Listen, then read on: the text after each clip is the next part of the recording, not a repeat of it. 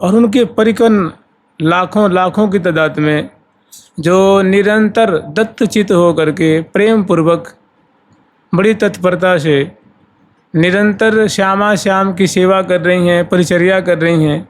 ये जो सखी भाव का जो रस है, सखी भाव की जो सेवा है, जो संतत एक रस रहे हैं, जहाँ संतत जुगल किशोर, जहाँ संतत श्यामा श्याम की सेवा की जा रही है, और जहाँ सुख ही सुख है, रस ही रस है, आनंद ही आनंद है, दुख का लवलेश जहाँ नहीं है, जहाँ रस ही की धारा बह रही है, जहाँ रस की मानो वृष्टि सी हो रही है, सभी सखी वृंद, लता पता पंछी वर्ग सभी उसमें भीज रहे हैं, आनंदित हो रहे हैं।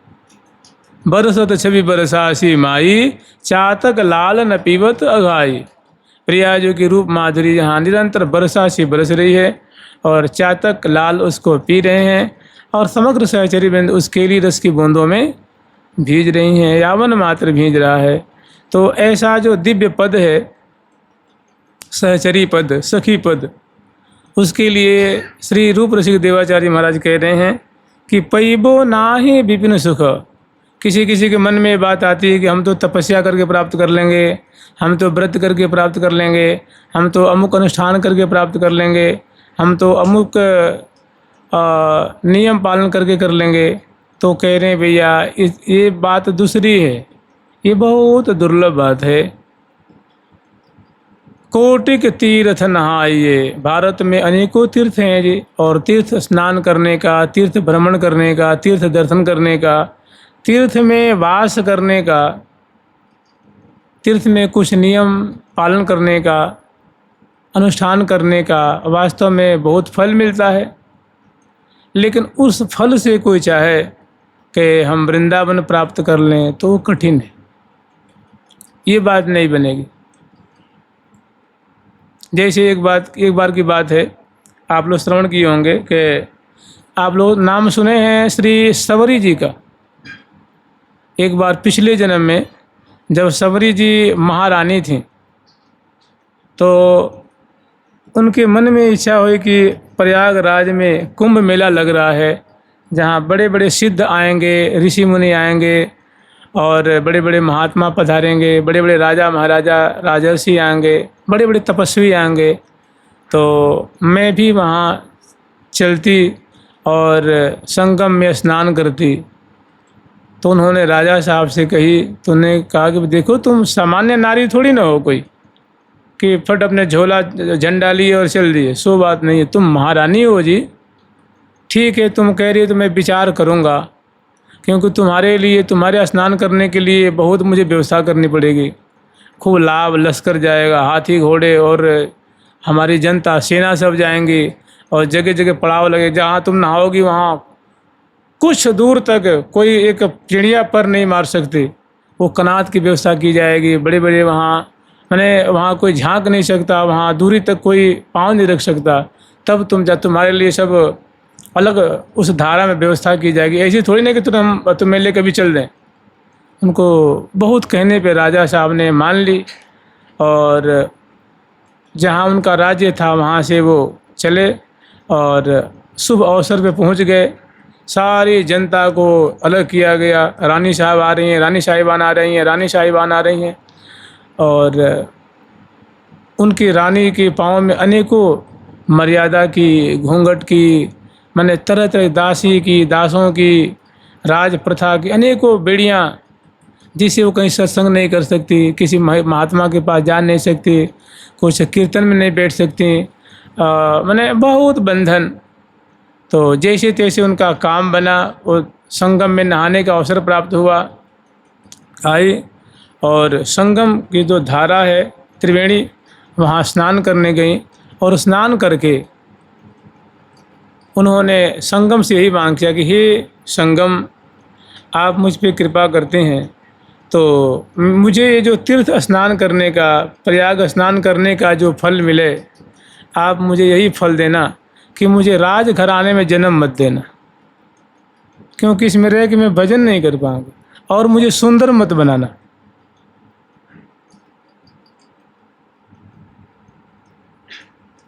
और मुझे अत्यंत गरीब, अत्यंत असभ्य जनों में मेरा जन्म देना, और वहीं स्नान करके वहीं पे मांग करके वहीं शरीर छोड़ दिया उन्होंने।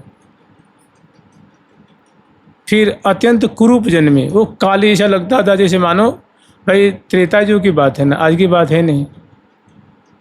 एक बार हमारे श्री मथुरा दास जी महाराज, श्री भक्तमाली मथुरा दास जी महाराज, वो भक्तमाल के रोज़ पाठ किया करते थे। 4 बजे मतलब उठ के बैठ जाते थे और 4 बजे 4:30 बजे तक पाठ शुरू कर देते थे। तो पाठ कर रहे थे, सबरी जी का पाठ चल रहा था। तो जिस कुटिया में पाठ करते थे तो वहीं उनके सामने पाठ में सबरी जी प्रकट हो गई। पाठ के सामान या पाठ चल रहा है बगल में, तो बैठी थी सबरी जी तो छत में छू गई थी, और इतनी काली सी थी वो, विकराल सी, कि देख के महात्मा जी डर गए। वो समझे कोई प्रेत तो नहीं प्रकट हो गया है, कि कोई पिशाच या कुछ चुड़ैल प्रकट हो गई। तो उन्होंने कहा कि डरो मत, डरो मत, तुम जिसका पाठ कर रहे हो ना वही सबरी जी मैं हूँ। तुम्हारी निष्कपटता, तुम्हारी सादगी, तुम्हारी सरलता को, तुम्हारी निष्ठा को देख करके मैंने तुम्हें दर्शन दिया है। तो ऐसा उनका रूप था। कहने का मतलब ऐसे तपस्या करके, संगम में स्नान करके, बहुत सारी बातें हैं ना। और जो कह रहे कोटि के तीर्थ नहाइए, तो प्रयाग भी तो एक तीर्थ है ना। ऐसे मैंने वृंदावन का रस बड़ा दुर्लभ है, बड़ा कठिन है, बड़ा निगूढ़ है। कोटिक तीर्थ नहाइए, कोटिक करो उपाय, पैबो नाहिन विपिन सुख, बिना सहचरी भाव।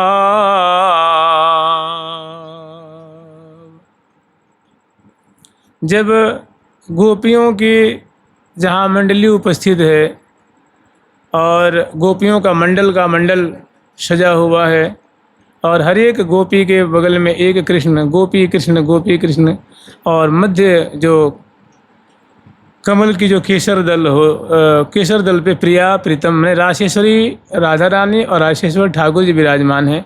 अनेकों सैकड़ों हजारों बाजे बज रहे हैं, सखी जन बजा रही हैं। और वहाँ प्रवेश करने के लिए जब इंदिरा जी को प्रवेश नहीं मिला, भगवान शंकर आए, पार्वती जी को तो प्रवेश मिल गया क्योंकि वो सखी रूप में थी, और सिर झुका दिया। लेकिन भगवान शंकर, वो सांप, उनके गले में सर्प है, डमरू है, बाघंबर है, मुंडमाल है, और देख के उन्होंने कहा कि आपका प्रवेश, आप पुरुष हो, आपका प्रवेश नहीं है। तो उन्होंने कहा नहीं, मुझे प्रवेश तो करना, मुझे रास में प्रवेश चाहिए। तो उन्होंने कहा ठीक है, जाओ आप मानसरोवर में नहा के आ जाओ। मानसरोवर नहाते ही तुम्हें गोपी देह प्राप्त हो जाएगी, तो तुम्हें प्रवेश मिल जाएगा। वो गए, स्नान किए, गोपी शरीर प्राप्त हुआ, और गोपी भाव की प्राप्त होते ही उनको उसमें प्रवेश मिला। तो जब रास में प्रवेश करने के लिए उनको, क्योंकि ये मानसरोवर बड़ा दिव्य प्रियाजू का सरोवर है, इसमें वो क्षमता है। और ये तो फिर प्रिया प्रीतम का निज घर है, श्री वृंदावन सब रस को घर, जाम वैभव नित्य बसत बर, नागरी नागर रूप उजागर, सुख सागर शोभा के अगर, रंग रंगीले अति ही सुंदर, परम कृपाल प्रवीण पुरंदर। तो जो वृंदावन का मधुराति मधुर रस निकुंज रस है, उसके लिए तो बस कोटि के तीर्थ नहाइए, कोटि करो उपाय, खूब उपाय कर लो, फिर भी वृंदावन का जो मधुर रस मिलना मुश्किल है। तो कैसे मिलेगा?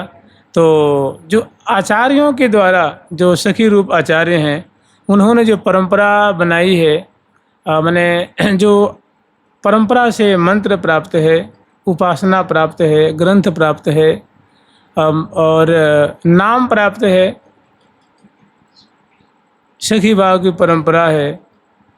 मने नेम प्रेम ते पर चलो, परम परा को पंथ। ये परंपरा का पंथ जो नेम माने नवधा भक्ति, प्रेम माने प्रेमा भक्ति, उससे परे जो सखियों की परंपरा है उसका अनुगमन करने से ये वृंदावन का धन, वृंदावन का रस, इस सखी भाव की प्राप्ति होती है, अन्यथा बहुत दुर्लभ है। पैबो नाहिन विपिन सुख बिना सहचरी भाव, माने सहचरी भाव प्राप्ति के लिए सखियों की जो परंपरा है उस परंपरा का अनुवर्तन करना होगा, अनुगमन करना होगा, उनकी जो रीति रिवाज है उसको मानना होगा। वे जिस पर सिर पे हाथ रख दें उसको सहज ही सोरस पावे, सहज ही जो जग दुर्लभ हो, वृंदावन को चिंतवन हित कर करें जो कोय, सोरस पावे सुलभ ही जो जब दुर्लभ, जो जग दुर्लभ हो। तो मैंने सखी भाव की बहुत कठिनता है। अब आगे फिर कह रहे हैं कि वृंदावन क्या है, वृंदावन कितनी दुर्लभ ये प्रेम की नगरी है, उसका महत्व, उसकी दुर्लभता आचार्य चरण अगले दोहा में बता रहे हैं। जुगल सरकार की लाडली लाल की जय जय श्री राधे। पैबो नाहिन विपिन सुख बिना सहचरी भाव। भाई सहचरी भाव आपको कौन देगा?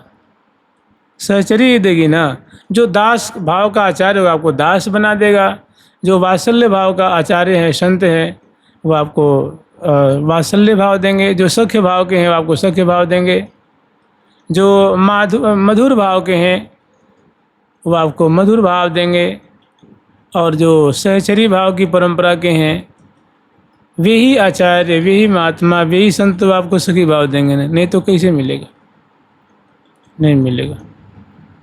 एक बहुत बढ़िया एक कुंडलीय छप्पे है कि प्रथम सुने भागवत। प्रथम श्री वेदव्यास जी के द्वारा जो भागवत ग्रंथ लिखा गया, वर्णन किया गया है, उसको साधक को सुनना चाहिए। प्रथम सुने भागवत भक्त मुख। किसके मुख से? जो परम भक्त हो, बड़ा सदाचारी हो, विद्वान हो, रसिक हो, ऐसे भक्त के मुख से भागवत की कथा सुननी चाहिए। प्रथम सुने भागवत भक्त मुख भगवत वाणी। और भगवत वाणी मैंने गीता जी। यह साक्षात मुख पद्म विनिश्रिता, जो भगवान के साक्षात से मुख से प्रकट हैं, ऐसी जो भगवत वाणी मैंने गीता जी हैं उनको सुननी चाहिए। तृतीय आराधे भक्ति नवभांति बखानी। जो वेदव्यास जी ने नवधा भक्ति का वर्णन किया है, तीसरी जो श्रेणी है उसकी आराधना करनी चाहिए। श्रवणम कीर्तनम विष्णु स्मरणम पाद सेवनम। तो नवधा भक्ति करें।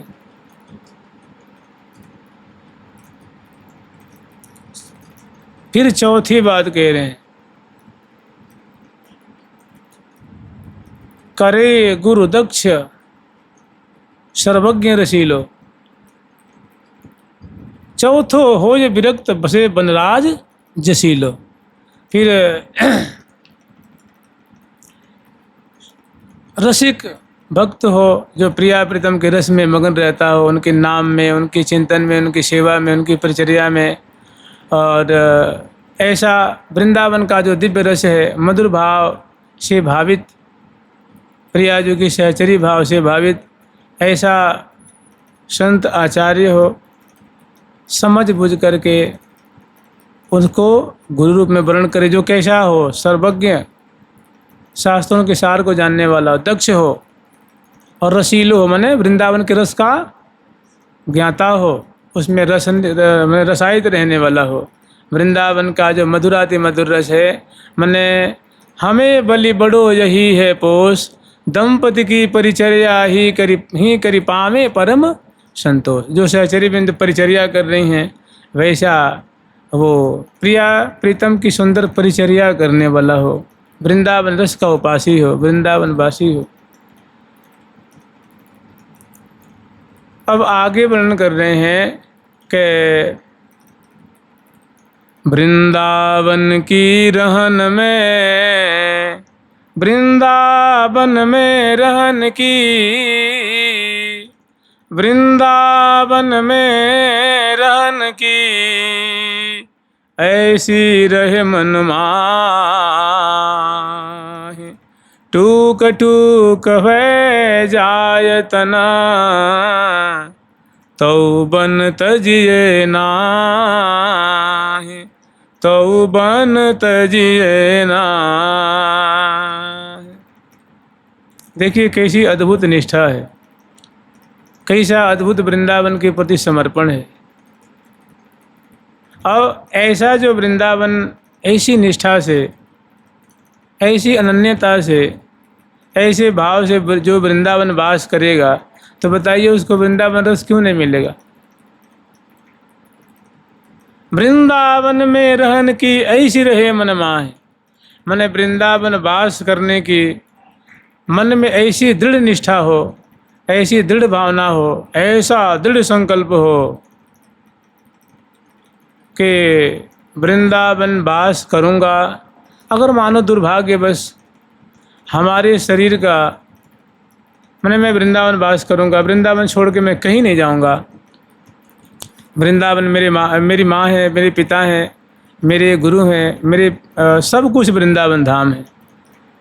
इनको मैं कतई छोड़ने वाला नहीं हूँ, इन्हीं की शरण में मैं पड़ा हूँ। इनको जैसा भाव वैसा करेंगे हमारी ओर से। मुझे तो इन्हीं का भरोसा है, इन्हीं की उम्मीद है, इन्हीं की शरण में मैं पड़ा हुआ हूँ। अगर कोई परिस्थिति आ जाए तो कह रहे हैं कि टूक टूक भय जाए तना, कि ऐसी निष्ठा कि हमारे शरीर का खंड खंड हो जाए, फिर भी मैं वृंदावन को नहीं त्यागूंगा।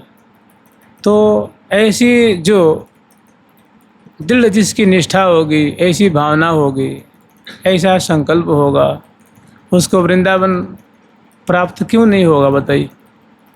वृंदावन का रस उसके प्राप्त क्यों नहीं होगा। उसे अवश्य में श्री धाम वृंदावन दया करके अपनी गोद में रखेंगे, जो अपना सर्वस्व न्यौछावर कर दिया है।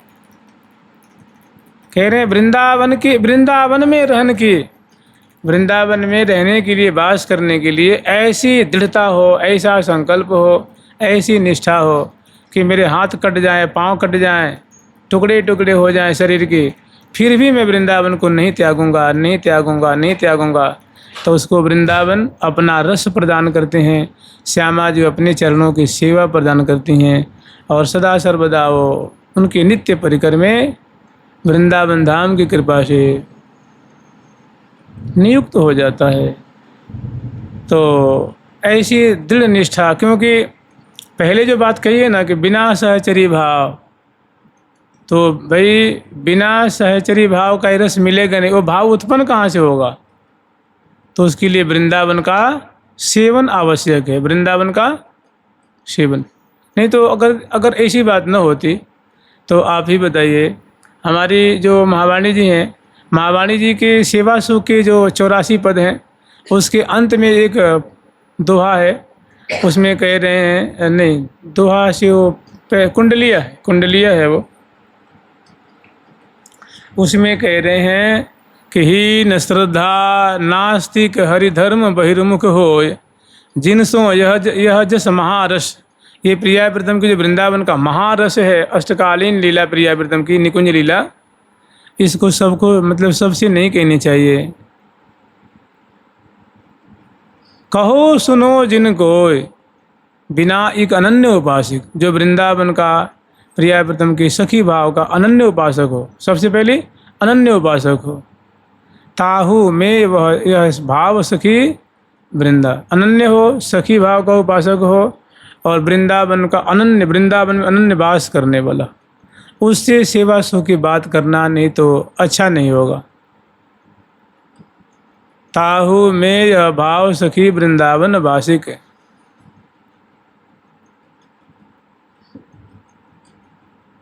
अनन्य हो, हृदय में सखी भाव हो, और वृंदावन वासिक हो, माने वृंदावन अखंड वास करने वाला हो, उसको ये सखी भाव की बात काम करेगी, उस पे असर दिखाएगी, उस पर उसकी जो बातें हैं स्फुरित होंगी, उसे निहाल करेंगी। अगर ये बातें नहीं है तो मुश्किल है, बहुत कठिन है। मैंने वृंदावन रस प्राप्ति के लिए कुछ लक्षण, कुछ साधन, कुछ नियम है, उसको पालन करेंगे जब जा कर के वो अपना रंग दिखाते हैं, अपना स्वरूप दिखाते हैं, अपना मुख दिखाते हैं। तो बहुत बढ़िया बात कही है कि वृंदावन में रहन की ऐसी रहे मन माहे, टूक टूक वह जाय तना तौ बन तजिए नाहि, तौ बन तजिए ना।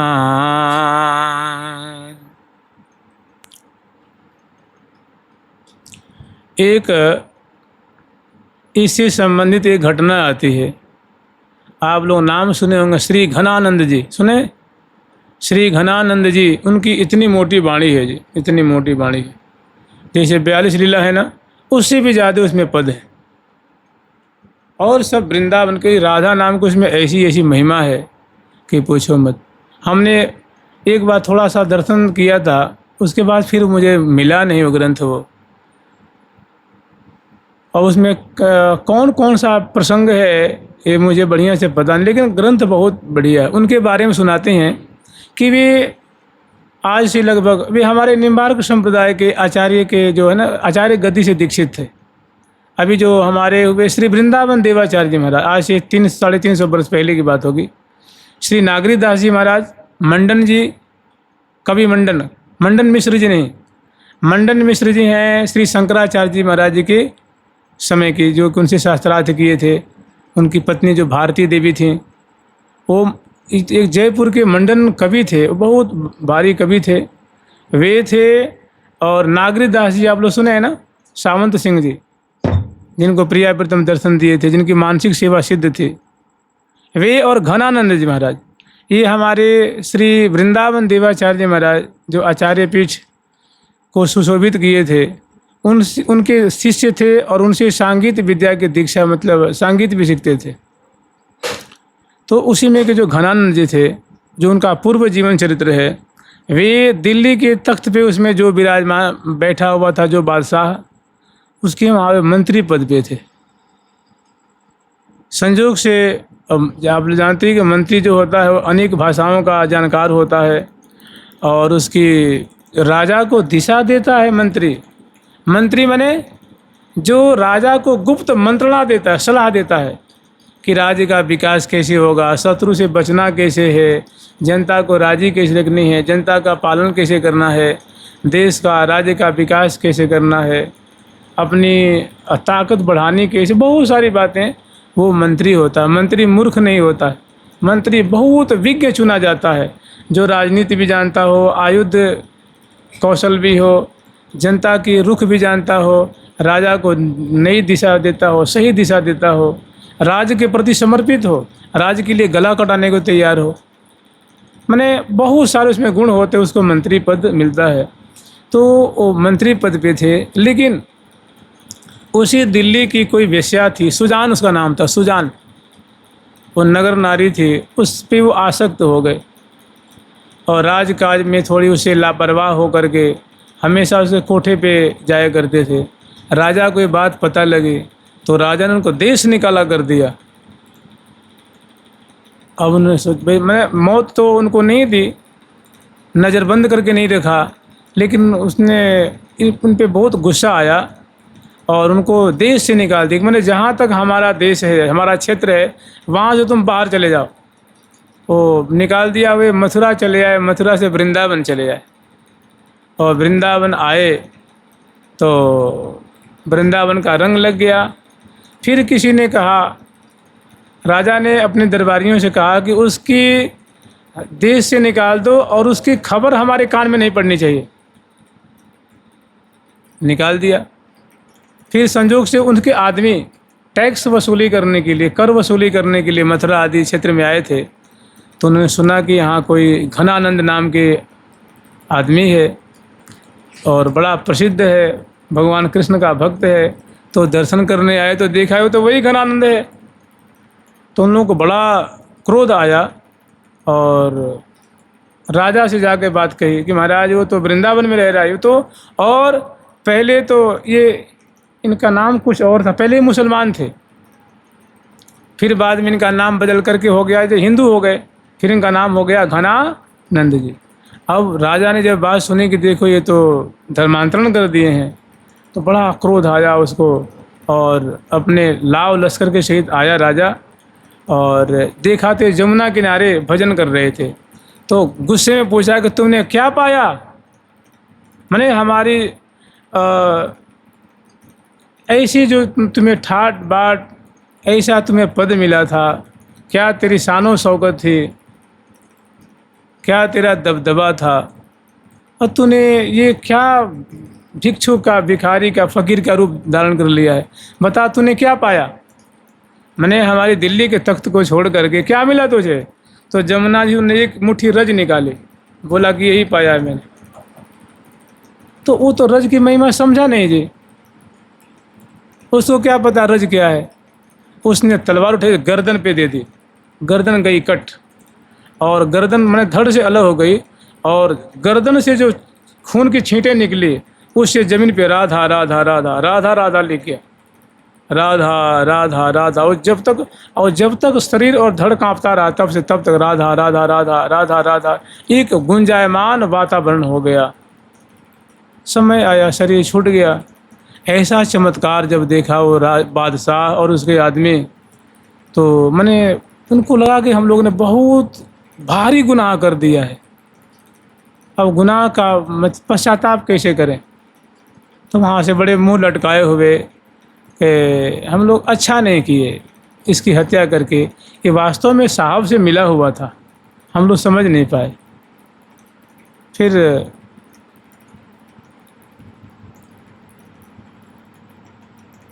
श्यामा जी के परिकर में उनकी नियुक्ति हो गई। मैंने ऐसे भक्त थे, तो एक बार की बात है, श्यामा जी ने, राधा रानी ने उनसे कहा कि सखी, श्यामा जी ने उनका नाम दिया था, सखी नाम दिया था, कि सखी तू सेवा में बहुत निपुण है, तू हर प्रकार की सेवा कर, तू संगीत की भी सेवा करती है, नाचने की भी सेवा करती है, भोजन की भी सेवा करती है, मुझे पद गाने की भी सेवा करती है, तू बहुगुणी है। तू इसलिए प्रिया जो नाम रख दिया बहुगुणी सखी, बहुत गुणों वाली। और अपने निकुंज में प्रिया जो की नियुक्ति कर ली। ऐसे घनानंद जी महाराज सो नाम धन्य वृंदावन के अखंड वासी, वृंदावन पे अपना सर्वस्व न्यौछावर करने वाले हुए। जैसे कि इसमें वर्णन है कि वृंदावन में रहन की ऐसी रहे मन माही, वृंदावन में रहन की ऐसी रहे मन माही, टूक टूक वे जाय तना, टूक टूक वे जाय तन, तौबन तजिए नाही, तौबन तजिए नाही। ऐसी निष्ठा हो जिसको ब्रज रज के प्रति, वृंदावन रज के प्रति, वृंदावन धाम के प्रति। तो आप बताइए वृंदावन धाम इतने निष्ठुर हैं क्या?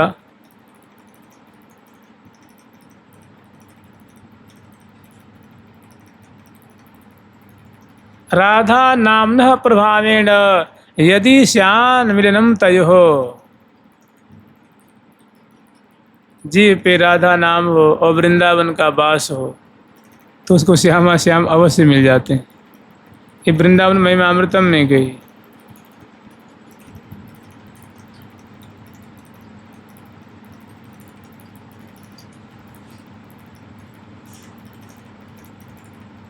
कि मेरे समान कोई पतित नहीं, और हे वृंदावन धाम आपके समान कोई पतित उद्धारक नहीं है।